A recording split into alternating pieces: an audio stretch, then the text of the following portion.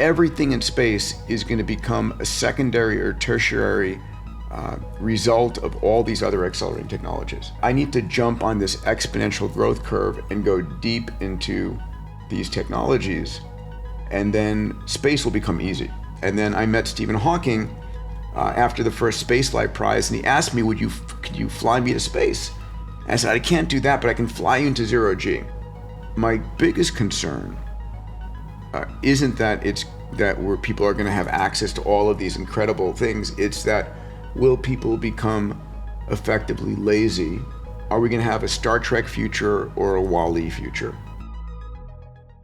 What is it? Fleming of St Mary's Hospital, London, who discovered that it produces the drug known as penicillin. The question was, which drug would go with which cell? It's a collaboration that's unexpected because it's between humans and the tiniest organisms. The howl of a dire wolf. Dorset lamb may represent a major landmark. I did not start off planning to design proteins. Scientific breakthrough will probably be something that hard to imagine. Test at birth could map out an individual's entire future risk of disease.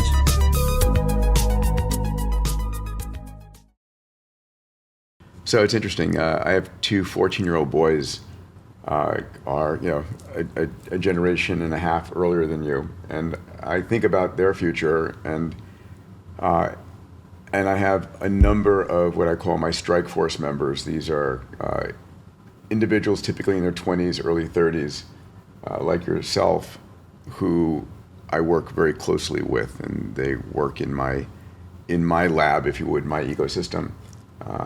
And I think we have a unfathomable, unlimited future, one that we can't even grasp its potential. It's a future where we're able to solve any problem we desire. My next book is called We Are as Gods. And what people don't realize is, what we do between waking up in the morning and lunch is godlike in its potential compared to our parents, our grandparents, and it's only accelerating. So what's the world like when we have access to unlimited intelligence, which is the single differentiator that we have as humans against all other life forms of this planet? We have unlimited access to the powers of creation, whether it's wet or dry nanotechnology, not only humanoid robots, but trillions of robots in our solar system. I think it's limited by human imagination. I grew up weaned on Star Trek and Apollo.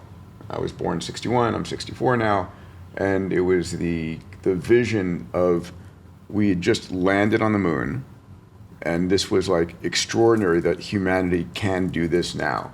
And then Star Trek showed me what the future of humanity looked like. It's like, it is a future in which we are going boldly and exploring. And I imagine that orders of magnitude greater than we can imagine right now. And so I don't think it's imaginable what is possible for your generation. And it's interesting, right? Because I spend half my time in the longevity health span space and half my time in AI, investing to large venture funds in both, and building companies in both, and writing about both. And because of that, because of those two fields, it's interesting that I don't look at the future generationally. I look at it as it's a blur in that regard. What my future could be like, your future could be like, my kid's future could be like, it's a single continuum. If we're not, dying in the next 20 or 30 years, the potential, and I'm not saying that from a dystopian standpoint, in other words, if our lives are extending beyond that point, the potential for, reaching longevity escape velocity and adding the next layer of decades and then the next layer of decades after that means that we'll get a chance to see these unlimited futures. And that's the game. That's what I'm shooting for. There's never been a more exciting time to be alive. I agree. Yeah.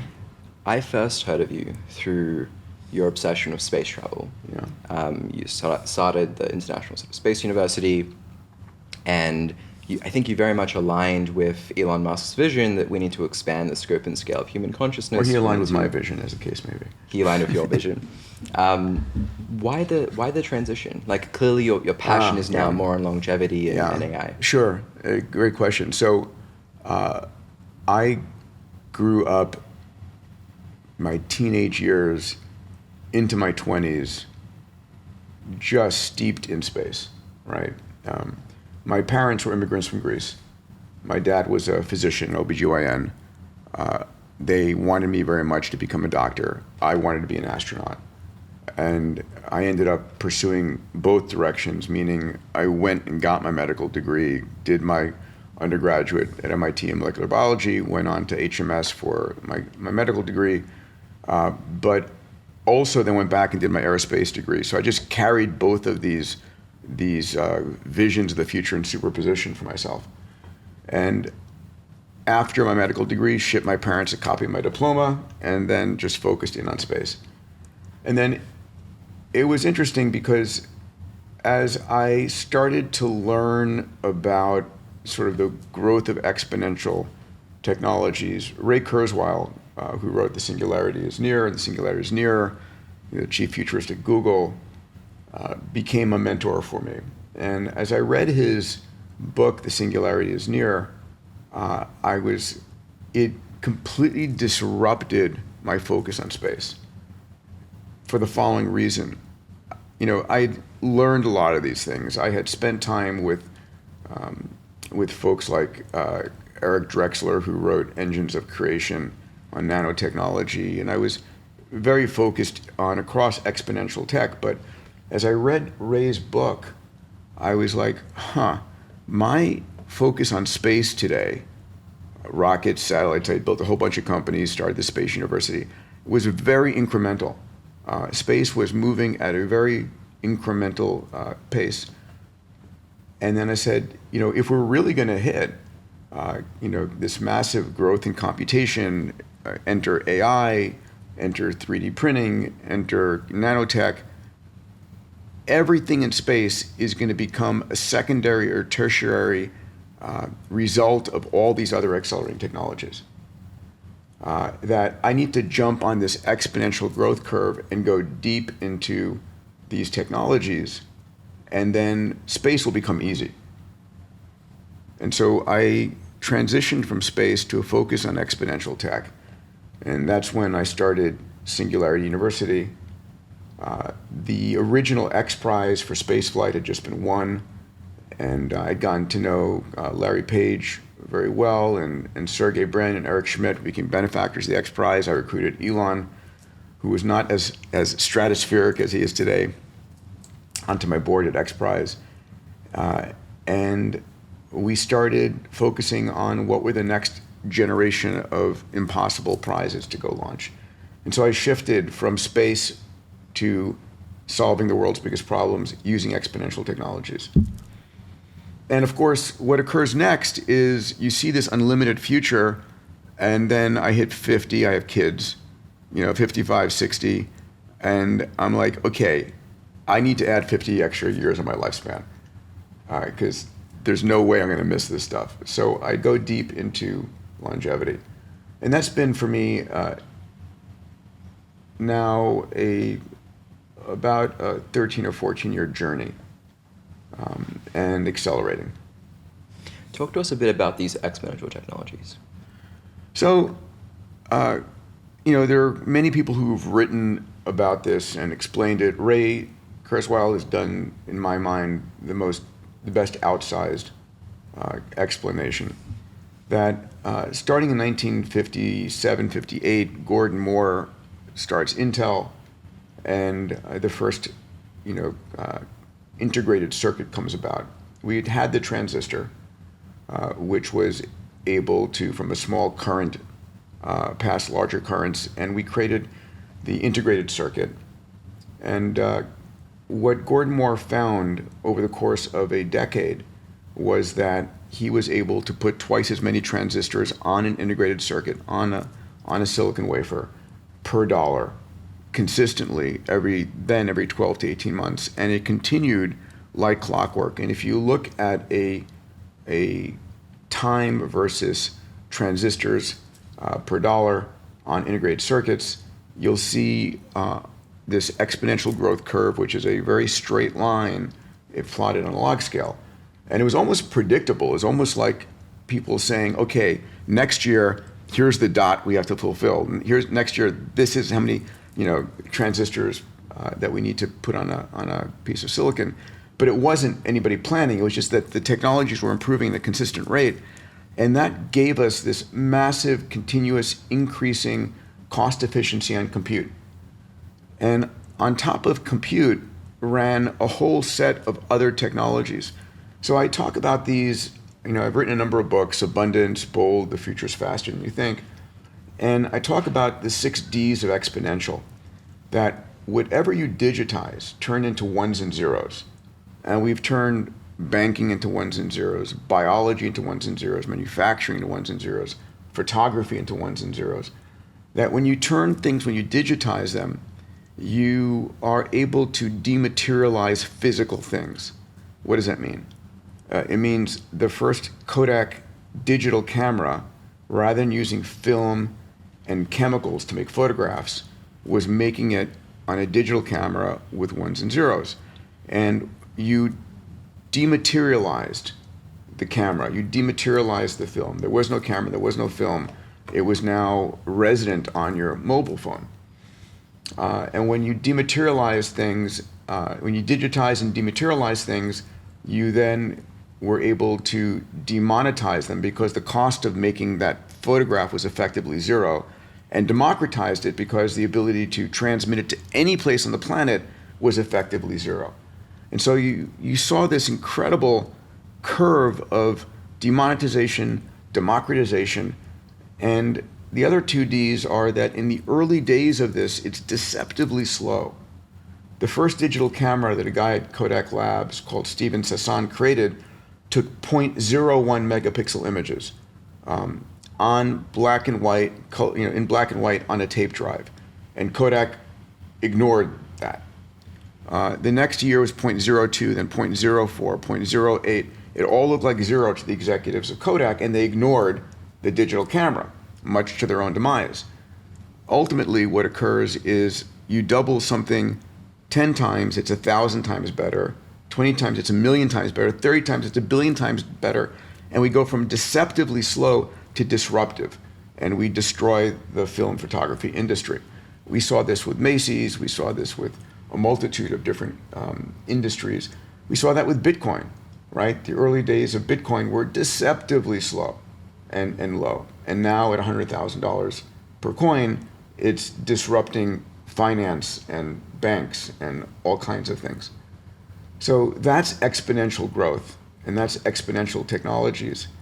And layering on top of that level of compute, we now finally have the emergence of AI algorithms, right? AI is 69 years old. It began at Dartmouth University in 1956 at a first summer conference. And now finally we have enough, enough compute, refined algorithms, enough consumed data that we can run these large language models and these scaling laws that are reinventing society. When I was younger, and I grew up in a generation that had a lot of negativity bias, right? We were exposed to what seemed to be the decline of human civilization. Even though things were objectively going well, what we were exposed to was that wars are going to increase, democracies are going to fail, technology is a force for doom and misery and suffering and dystopia rather than utopia.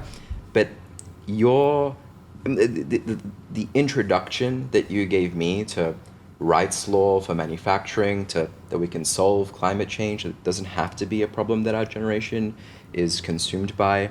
B, Moore's law, that we can scale computing to the ability to simulate cells, invent therapeutics, obviously scale artificial intelligence. This was like an education in optimism, right? Now, when you think about the technologies of the future, right? What is something that is deceptively slow right now that you think is going to have a dramatic impact? There's a few areas. I mean, it's getting a lot of media now, but I think humanoid robotics is something that is going to emerge onto society's stage with unprecedented impact. We don't see humanoid robotics other than on a few video clips out of Figure or Tesla or 1X Technologies or out of China, but there's billions of dollars being invested, right? Figure, friend Brett Adcock just raised over $1 billion at a $39 billion valuation. Of course, Tesla, Elon's publicly said he expects like 80% of the value of Tesla in the future to be from Optimus. You've got 1X Technologies also raising, on the order of $1 billion. You've got the entire state of China investing heavily in humanoid robotics. Southeast Asia, China, Korea, Japan desperately needs these robotics for societal continuation of manufacturing, of supporting its aging population. So we don't see them today, but we're going to begin to see this rapid iPhone-like growth curve in that. I live in Santa Monica. I see, on any street, I'll see 3 or 4 Waymos per minute. And of course, we'll see cyber taxi or whatever Elon's going to finally call his autonomous fleets coming online very soon. So it's been a while, right?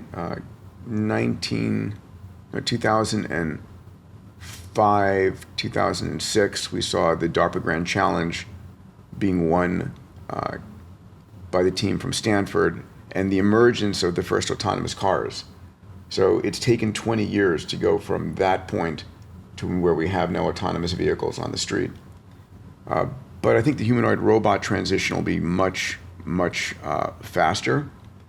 1X Technologies, Bernd Bornick, who's the CEO there, wants to get them into households in the first half of 2026.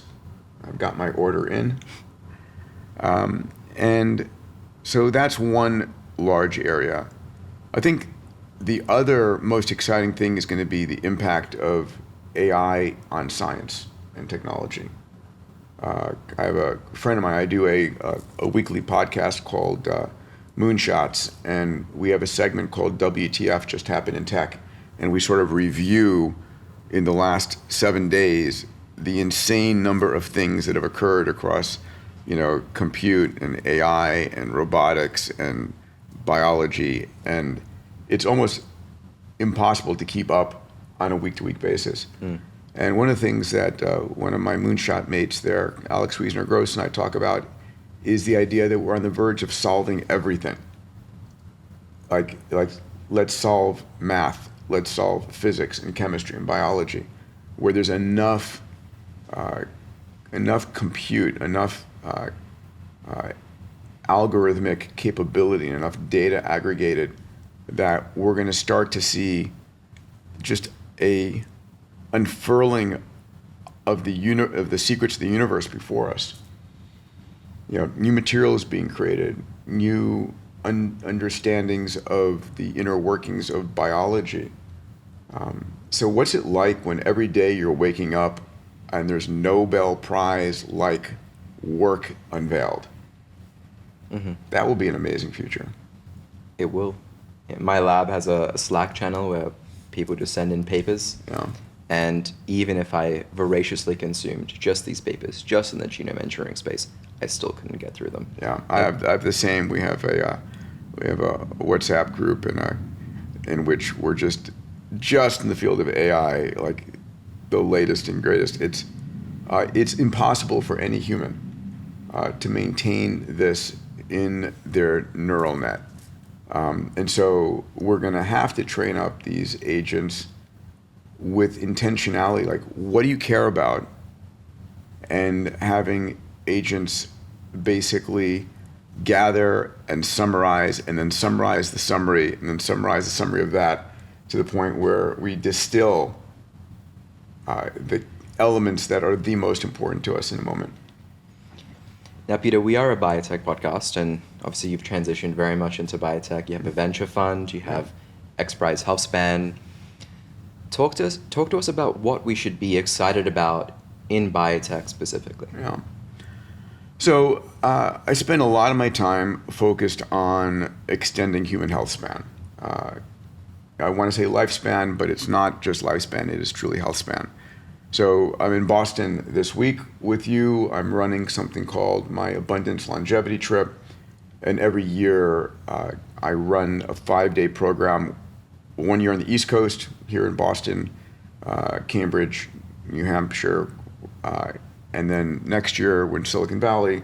We bounce back and forth between the East Coast and West Coast.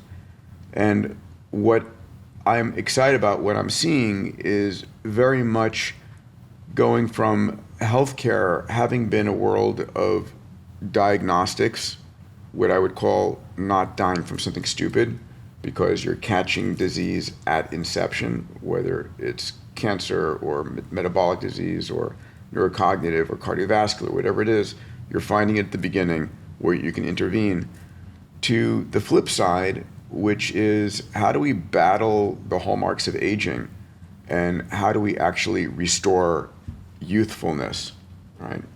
I mean, something that is incredibly important for people to realize is this human organism was never designed to live past age 30, right? We would go into puberty at age 12 or 13, at which point we'd have a baby at age 13 or 14. This is a couple 100,000 years ago.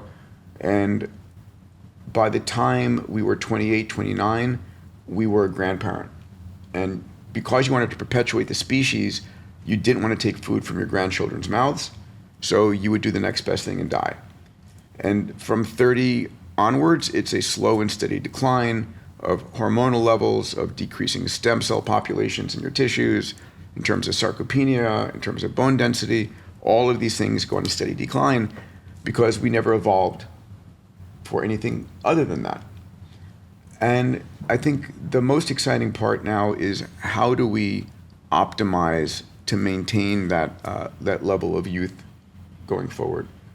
And I think it's understanding the root cause of aging and ultimately how to slow it, stop it, reverse it. I mean, the things I'm most excited about is can we create high fidelity, AI models of cells, right? Can I take your genome, pop it into my algorithms, and have it spin up your biology in specific, or my biology in specific, and then being able to say, okay, what will these molecules, what will this therapeutic do? And I think that's, I was having a debate last night during my longevity trip with some very super well-respected senior faculty at MIT and Harvard Med School. Brought them on stage with me, and we were debating, would we be able to do this? And it was interesting. The older faculty members were like, nope, too difficult. We're not going to get there in the next few decades. And a number of the younger, either biologically younger or mentally younger, were saying, yeah, of course we're going to do this. So this is an unknown until we are able to prove it. But with the speed at which we're growing, our AI digital superintelligences, I think it is an ultimately knowable thing, right? We are a collection of 40 trillion human cells, every cell running 5 to 10 billion chemical reactions per second per cell. Massively difficult, and no human can handle that. But ultimately, as we're getting superintelligence to emerge, I'm clear that it will be able to.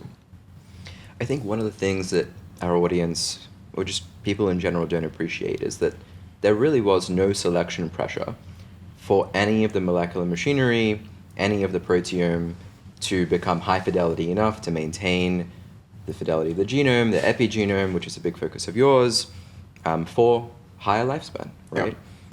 Now, I know you first got into the longevity space more from this sort of preventative healthcare model, right? Human Longevity Inc., Yep. More recently Fountain Life.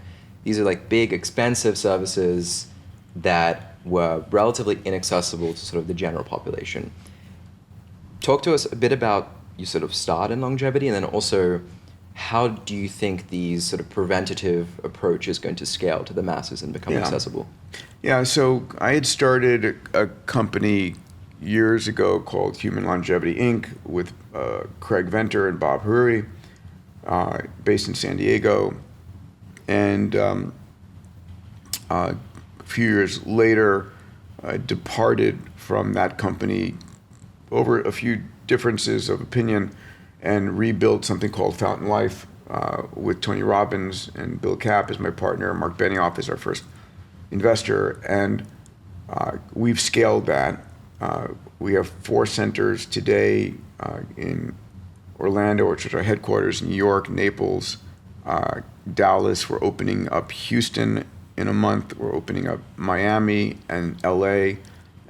So these are large diagnostic centers principally, and we upload 200 gigabytes of data about you, full body MRI, brain vasculature, coronary CTA, a low-dose lung CT, a DEXA scan, your full genome, 130 blood biomarkers, your microbiome, retinal scan, skin scan, everything knowable about you.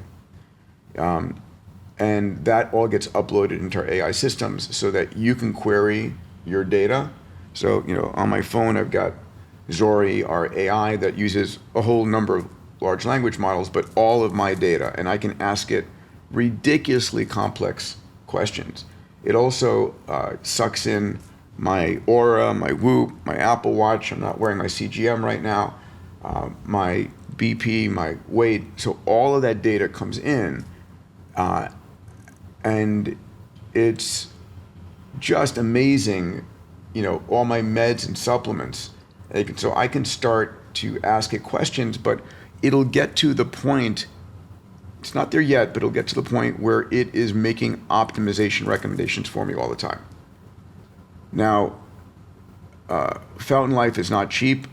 It is, $21,500 for the typical membership for all the upload, but you get a medical team of a concierge MD, nurse, dietitian, coach with you.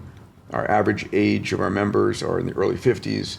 More later in life and such. And there's a whole range of products that you can get from other companies. We're also about to unveil a digital-only version for members, but there's sub 1,000 programs that you can do to understand what's going on in your biology. But ultimately, where we're going with this is this level of healthcare will effectively be free. Why? Well, first of all, your diagnostician isn't going to be a group of humans, it's going to be a group of AIs.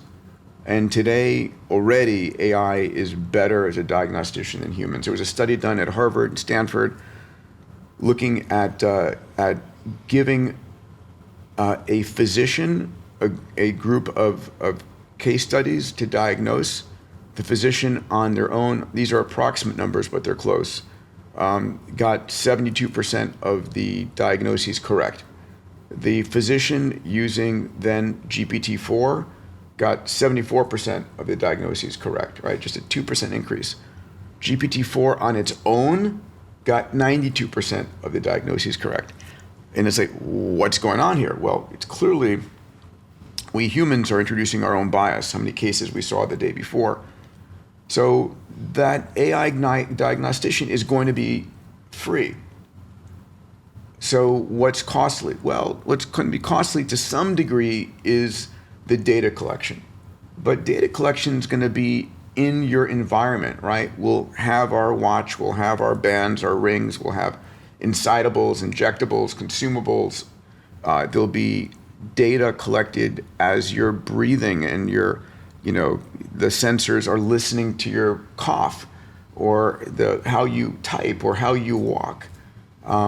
And your company, if you're employed, I think we're going to go away from employment towards entrepreneurship. We can talk about that. But the company or the government or whomever is going to want to have those sensors in your world and will pay them so that we can catch disease at inception, where you're being measured not once a year at an annual physical. It's every millisecond data is being collected. And we catch disease at the very earliest time where it's easiest to fix. And it flips the entire model, right? I think the insurance industry, if I were going to go and reinvent an industry right now, it would be insurance. Insurance is perverse. Fire insurance pays you after your house burns down, right? Health insurance pays you after you're sick. Life insurance pays your next of kin after you're dead. What if that model flipped and health insurance actually kept you healthy and life insurance actually kept you alive, right? Huge opportunities here. Mm-hmm.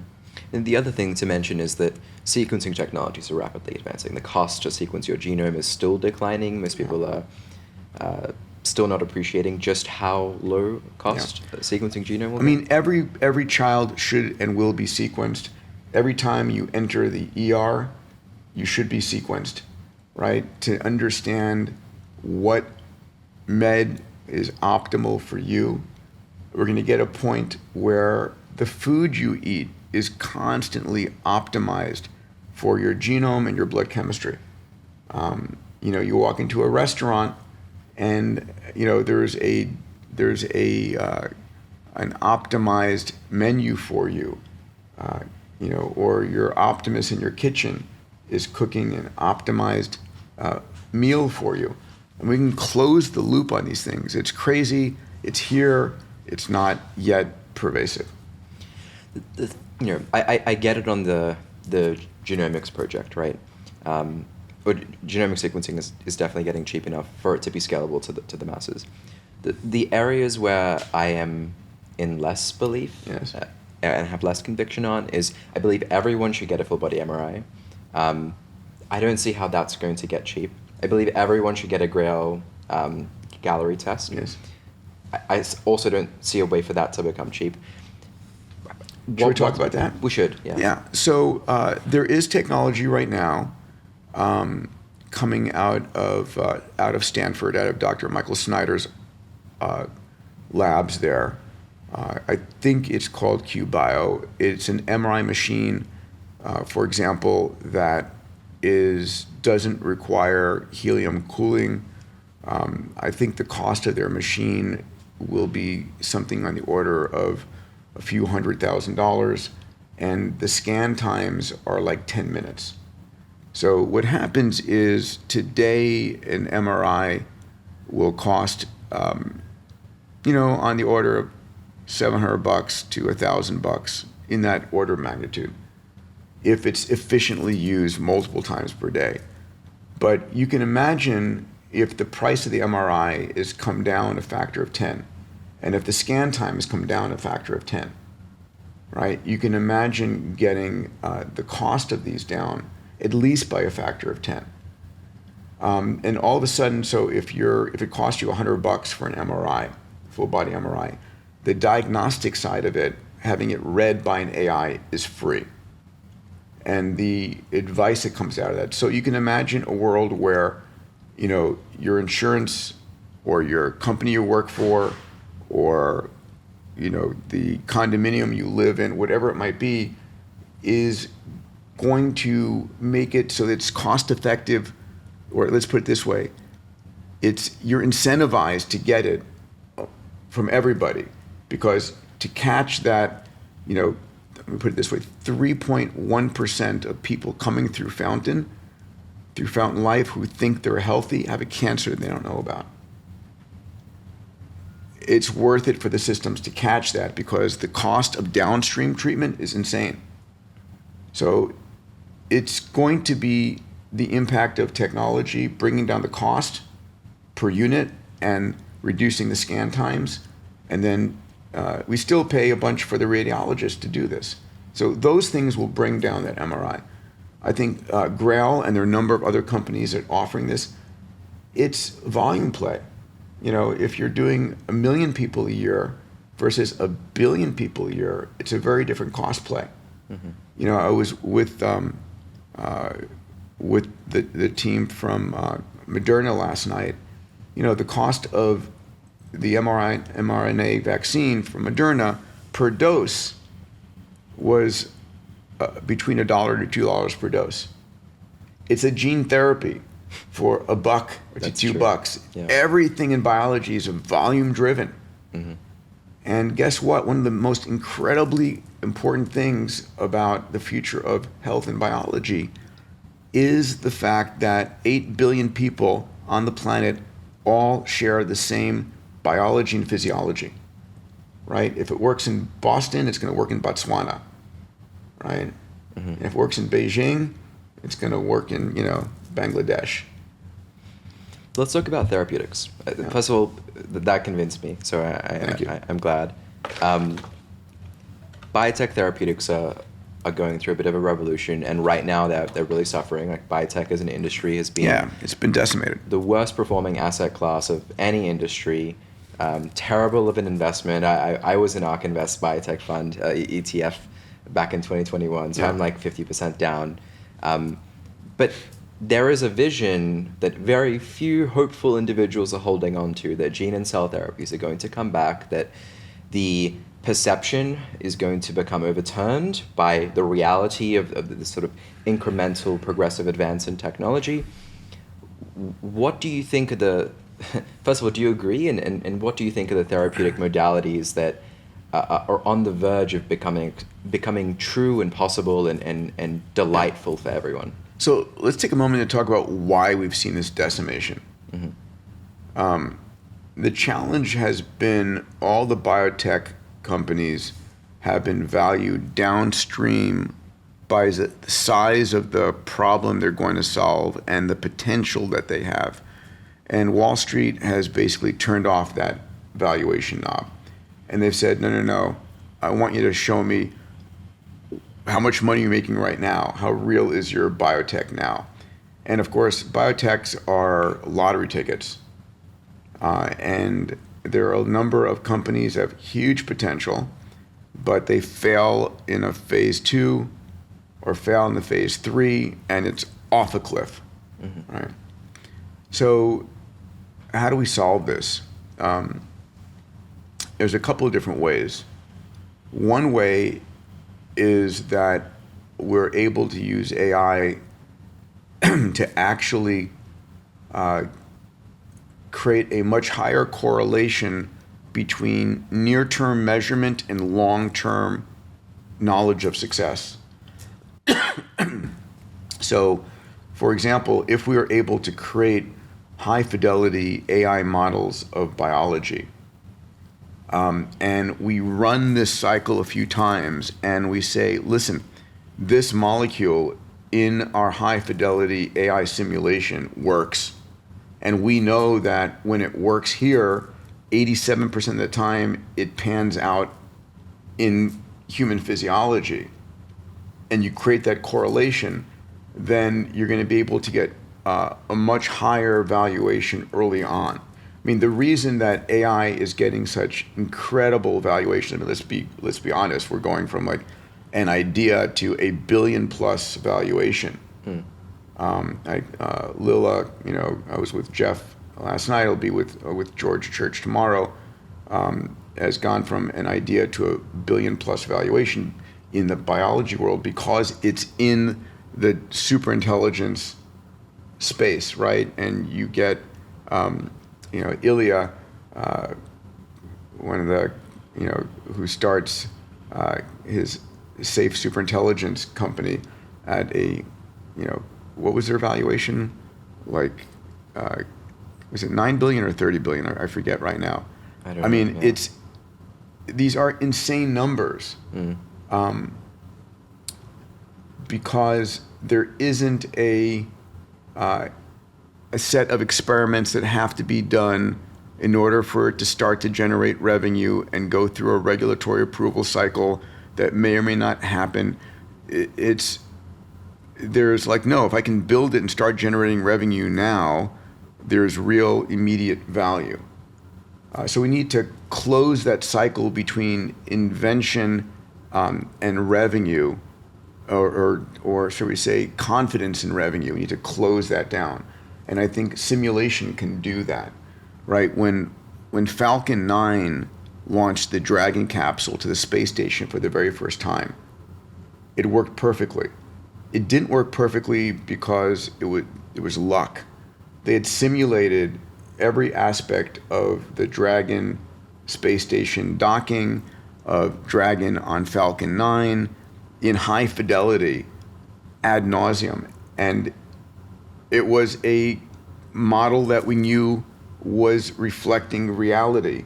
And so when it worked in the model, there was a 99.99% chance it's going to work in the real life. Mm-hmm. Can we do the same thing in biology? That's one of the hopes of the future. It's one of the projects my lab is working on, virtual cell models. The complexity is, right, if you truly want to make no abstractions at the level of a single cell, you need more computational resources and by multiple orders of magnitude in the entire planet. Yeah. But I think we're getting there. I think we can potentially compress this. And we haven't talked about models. the impact of quantum computing on this. Yeah. Right? And I forgot to mention that in my debate last night. I mean, this is where multiple orders of magnitude beyond the humanity's current computational capability, right? Quantum, the best explanation for quantum computing is that we're tapping into parallel universes, which is amazing to think about on its own. We'll definitely get there at another point. Talk to us a bit more about, I mean, obviously you run a biotech investment fund. What are the sort of companies that you've invested in? There's like $600 million of assets under management at the moment. And how do you think about what kinds of companies to invest in that are not just being incremental, but are truly going to have this sort of scalable impact on humanity? So Bold has been split into two parts. There's Bold Capital Partners, which started 9 years ago, and it was investing mostly in exponential tech across a multitude of different areas. And we invested like in Alex Zeverankov within Silico Medicine, which was, is AI drug discovery, and they're on the verge of going public, finally. Hats off to Alex for getting it there. But what we've done in the last cycle, in our last fund, is Bold Longevity Growth, which is late stage biotech. So really focused on companies that have very clear product market fit, have either real revenues, or there's no insert miracle here between where they are and revenue. So, for example, we have a company called Syntis, which came out of Bob Langer's lab at MIT, which is effectively will be a much safer replacement for GLP-1s, right? And I won't go into the science of it because I don't have enough detail to convey it to a biotech audience appropriately. Is this the consumable? It's the consumable, yes. That is able to basically coat various parts of the duodenum and such. But you get weight loss without muscle loss, right? And the cost of it is de minimis against the GLP-1s. So that was, could be a massive home run as an example. So it's run by a friend, Sergey Young, and Timur Butrusgali, and really, listen, I'm the massive optimist guy, right? I find deals, I find investors, throw them over, and Sergey and Timur are seasoned investors, and they'll tell me no all the time. Love it, great, big idea, not real enough yet. So they're trying to bring a level of financial rigor, investment rigor, that is able to circumnavigate the insanity of the biotech industry of the last few years. Absolutely. I think the challenge there, though, is that if it has to be real to back it, right? Like, who are the people that are truly backing these young, ambitious founders before it's real? Yeah. Right? I know of a few, but who do you suggest? I mean, it's a lot of private investors. I put in small checks into a number of companies personally. The venture fund doesn't. During my longevity trip, my abundance longevity trip right now, I have 72 wealthy individuals in family offices in the room. And over the course of 5 days, I bring scientists and entrepreneurs. We look at hundreds of companies, and we distill it down to what we consider the most exciting health and longevity span related companies. And they'll present. I'll talk to the founder, the CEO, and say, okay, where are you in your revenue? Where are you in your financing? Are you raising money right now? How much? How are you going to use that money? And then I'll basically, at the end of the day, everybody in the room gets a form they fill out, and they check if they're interested in investing in the companies. And so I'm creating sort of an ecosystem of wealthy individuals who want to accelerate this field, and trying to bridge that divide and give them that risk capital. But we do a lot of down selection, a lot of risk elimination, first and foremost. Which is fair. You have to. The other aspect that we haven't really gotten into, and I do want to ask about the transition from employment to entrepreneurship and the impact of AI, but XPRIZE Healthspan, right? So I first got introduced to this concept of incentive competitions being able to mobilize more capital than the capital that you allocate to them in the first place by listening to your podcast many years ago. And obviously it's done pretty well. It has mobilized a lot of capital. Tell us about what you envisage for XPRIZE Healthspan and why now is the right time to be able to even track the impact of these therapeutics on Healthspan. Yeah. So for those who don't know XPRIZE, just 60 seconds of background. In 1919, a guy named Raymond Ortega put up a $25,000 prize for the first person who could fly nonstop between New York and Paris, or Paris and New York. That $25,000 prize sparked 9 teams who spent $400,000 cumulatively to go after that $25,000. Charles Lindbergh was the winner, making the flight in 1927. And as I read Lindbergh's book, I was like, that's amazing. You put up a prize, you don't pay any of the losers, you only pay the winner, and you get 16 times the capital investment on your prize. Like, what's not to like about this? And so I said, I want to use that methodology to open up space, right? My first love and passion. And so long story short, end up launching a $10 million prize for the first team who could build a private spaceship, go up 100 kilometers, land, do it again within 2 weeks. And that prize was funded by the Ansari family, Anusha Ansari, who's now my CEO at XPRIZE. I serve as chairman. And won by a guy named Burt Rutan, one of the gods of aviation, funded by Paul Allen. And that winning of the prize in 2004 really sparked the launch of today's commercial spaceflight industry.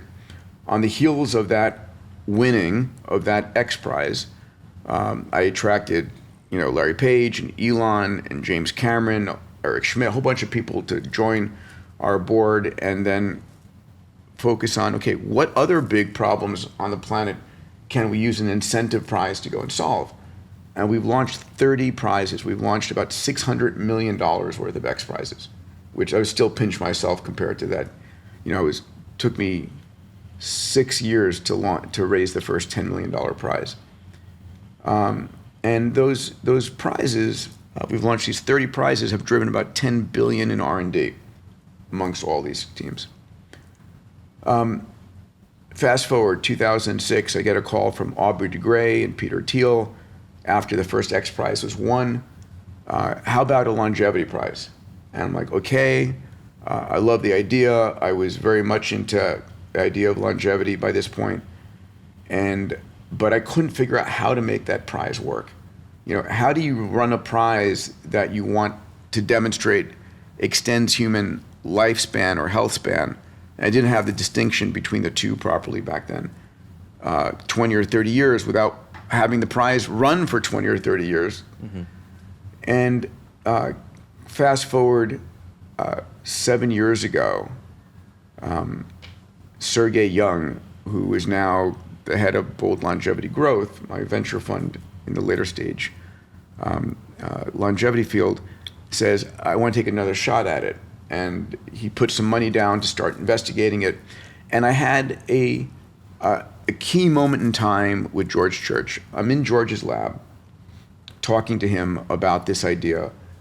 And he goes, you can't do it about longevity. I said, I know. And he goes, what you need to look at is age reversal. And he said, the magic phrases that got me to click and say, okay, now we can do a prize about that. He said, okay, if you can have teams run a therapy, a single therapy that's able to reverse the function of 3 or more different organ systems, then you've got a longevity therapeutic. And so coming forward, we resolve this and we say, okay, we're going to run an XPRIZE, and in order for a team to win, it's got to reverse functional loss. I don't care about a number on a blood test. I care about, do I feel younger? Am I able to do the things that I could do when I was younger? So we focused on cognition, immune, and muscle. Can I have the cognitive scope capability of myself 20 years younger? Can I have the immune functionality of myself 20 years younger? Reverse immunoexhaustion.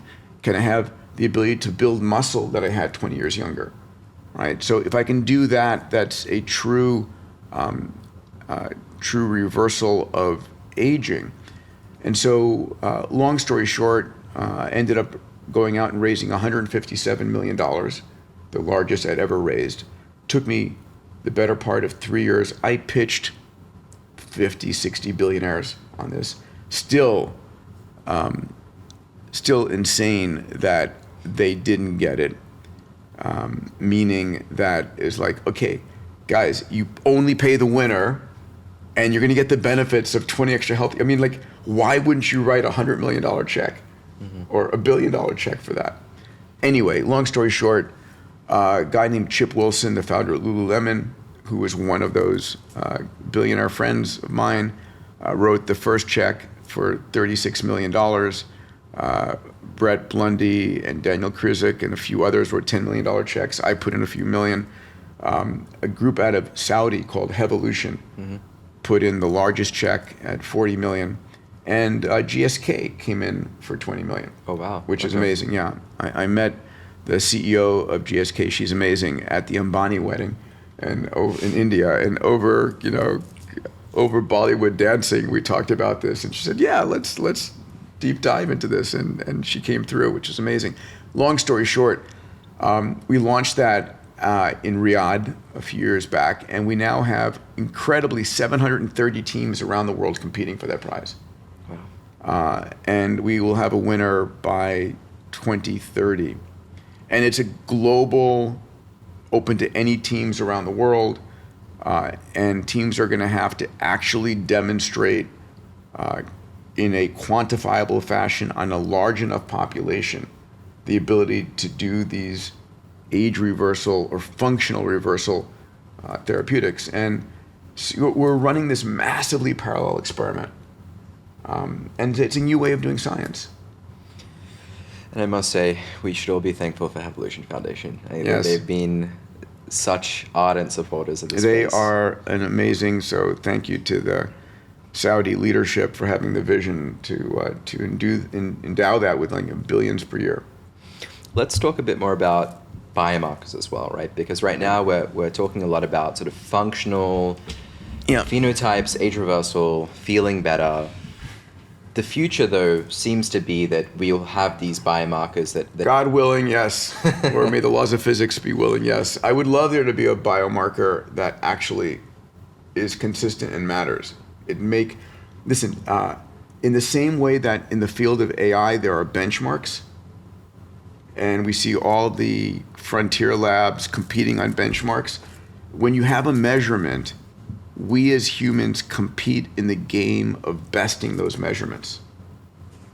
You know, it's the 4-minute mile, right? It's getting the Olympic record. It's, you know, having the best returns in your fund.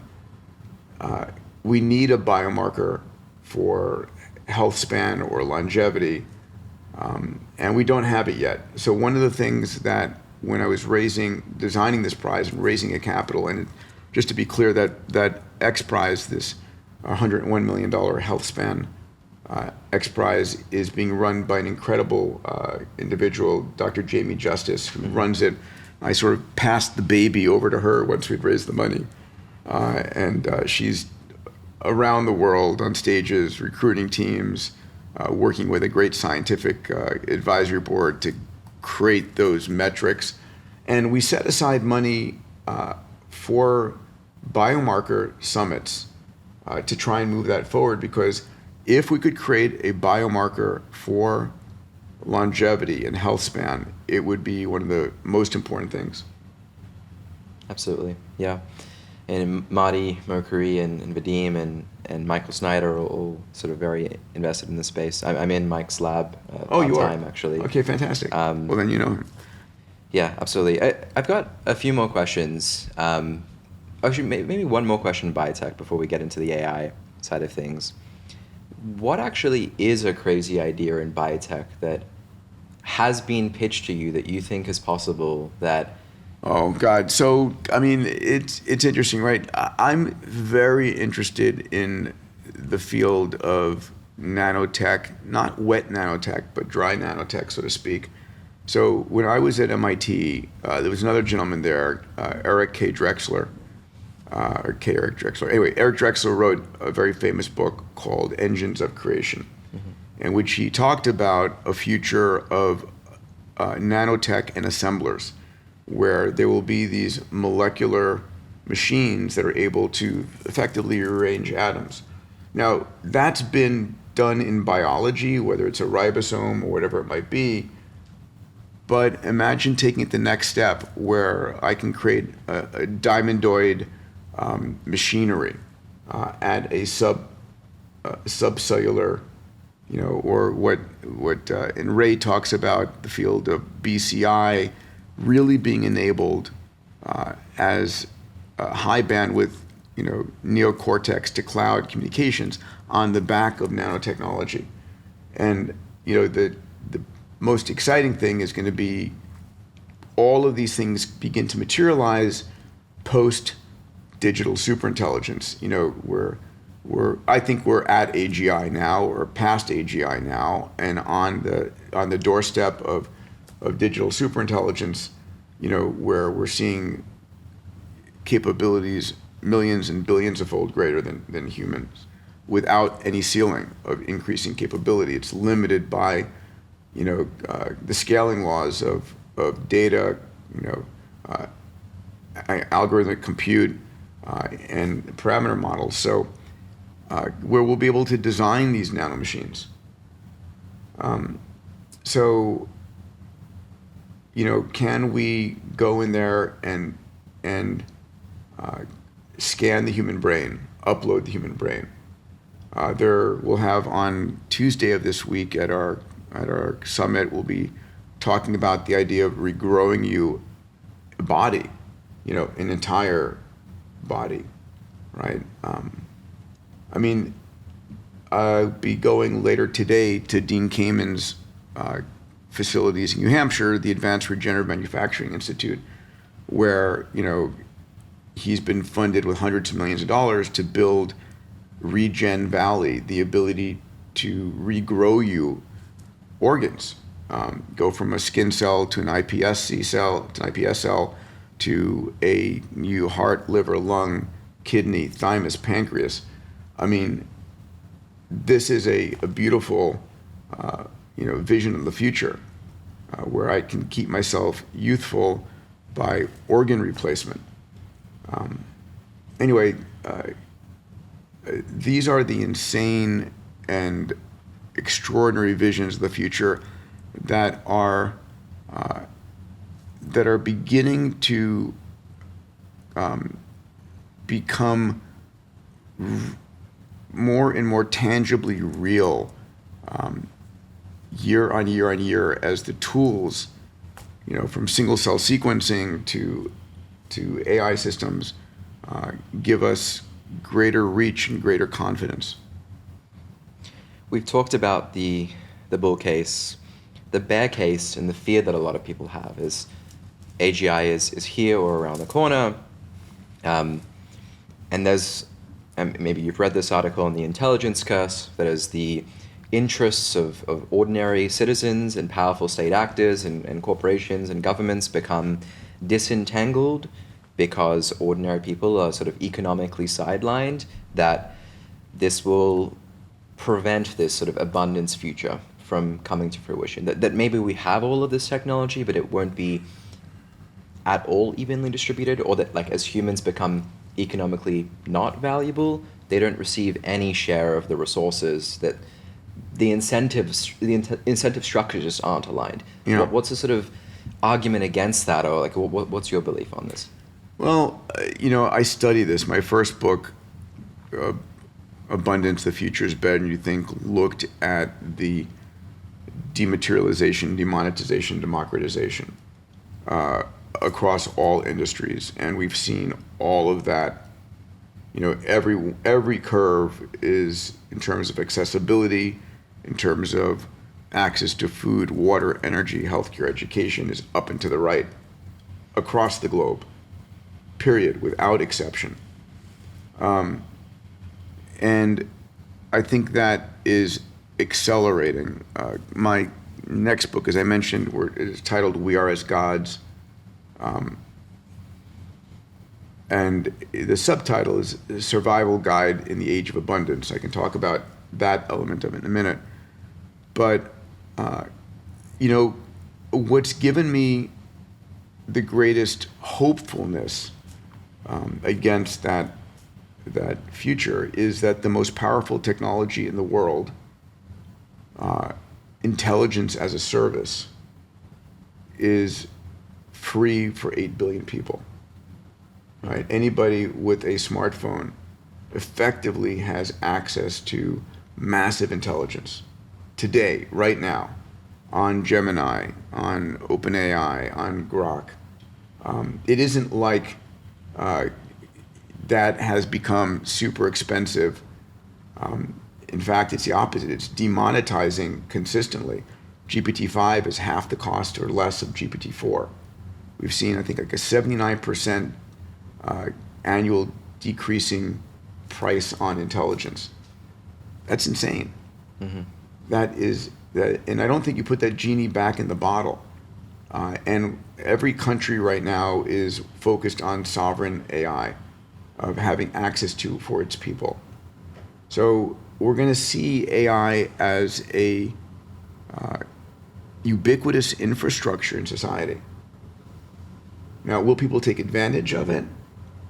It will be there for them. It'll be like oxygen in the atmosphere. It's free and available.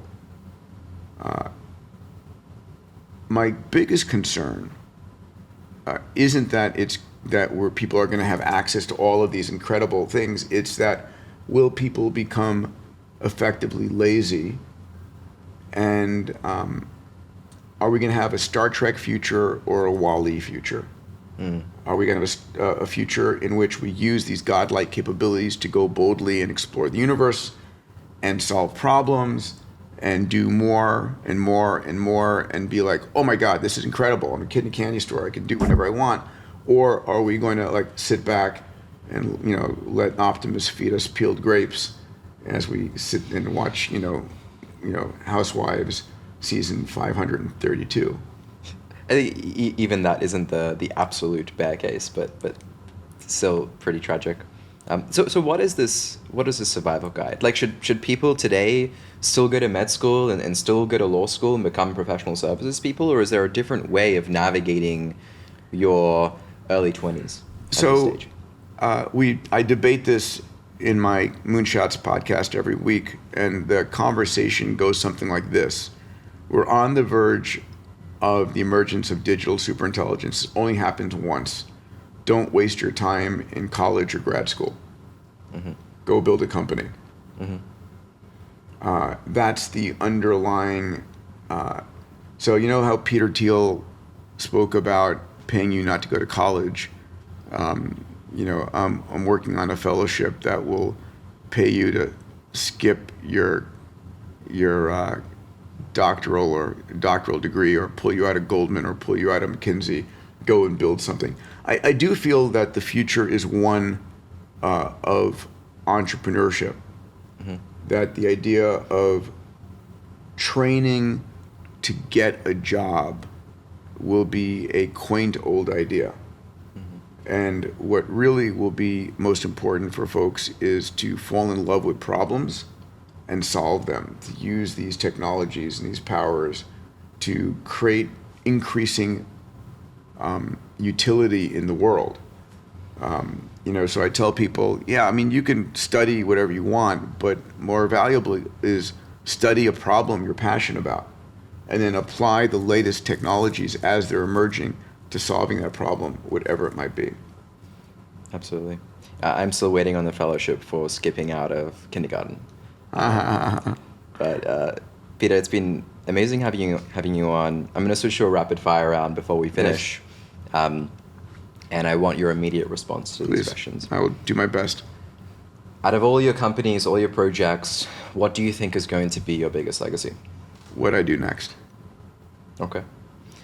Mars or the moon? Where should humanity go first? So, listen, I love Elon and his Mars vision, but the moon and then the asteroids are much more logical. Setting up bases on the moon, to be able to build and operate. And then I'm more of a student of Gerard K. O'Neill out of Princeton, who wrote about the idea of these free-floating large cities where you use asteroidal materials and lunar materials to create large cylinders, these O'Neill colonies in space that are typically 10,000 people, and they replicate like bacteria replicate. You have 10,000 people. At some point you say, okay, let's build a neighboring O'Neill colony, and then those that want to go and practice this form of government go there, other people stay here, and we are building societies in space. The idea of going back into a gravitational well, especially one with the toxicity of the peroxides in Martian soil and the difficulty. It'd be great to have a base in Mars, but I don't think moving into a gravitational well again makes sense. Interesting thoughts. Okay. You have 200 extra healthy years to live. What do you spend the time doing? I've thought about that. Number one, I am going to go focus. I built a company years ago to do asteroid mining. I want to go back to that. I need to go back to it with $200 million of investable capital of my own, not ask anybody for a dollar. I think everything we hold of value on Earth, metals, minerals, energy, real estate, is in infinite quantities in space. I think asteroids are, beautiful chunks of material to build from. So I want to go and work on that. I want to build a city on the moon. I'd love to be a mayor of a city, or at least a founder of a city on the moon. And I think upload. I think it'd be fun to have some digital uploads myself. Brain uploads? Yeah. Okay. What was more exciting? Flying to, the zero-G flight with Stephen Hawking, publishing your first book, or signing your first commercial space deal? Oh, definitely Hawking. So it took me 11 years between 1993 and 2004 to get this company, Zero Gravity Corporation, which uses 727 to do parabolic flights and gives people 30 seconds of weightlessness. And I had to fight the entire FAA. Only way I got it licensed to operate was going to the FAA administrator, Marion Blakey, and saying, if you don't do this, no one's going to enable it because everyone's so risk adverse in your organization. And she said, we'll just have to do this. I was taking people to the Zhukovsky Air Force Base in Russia to fly zero-G flights on an Ilyushin 76. And I got permission, we flew our flights, and then I met Stephen Hawking after the first spaceflight prize, and he asked me, could you fly me to space? And I said, I can't do that, but I can fly you into zero-G. Long story short, I was told we couldn't do it. I was like, screw that, we're going to do it. And flying the world's expert in gravity into zero gravity, I bet my entire company, I bet my reputation, because if anything happened, it would have been game over. Mm-hmm. But it was so worth it. I agree. Yeah, I still remember the day when I heard about his death, and I was in physics class, and it was just a terrible moment, but I'm really glad he got to experience that before he passed. Yeah, he said it was one of his greatest moments. Amazing. Last question for you, Peter. What is one book that you'd recommend, and why? Oh, wow. Besides my own books, I think, Rational Optimist is a great book that I think greatly of telling the abundance theme. 0 to 1, the idea of how to build a company. I mean, I really want people to get into the mindset of entrepreneurship. Zero Marginal Society is a fascinating book. It talks about, as we head towards super advanced, AI and nanotechnology, what's of value after that? Incredibly important to think about post-capitalist society. Mm-hmm. Yeah. Absolutely. Peter, it's been incredible having you on. Pleasure. Thank you for having me.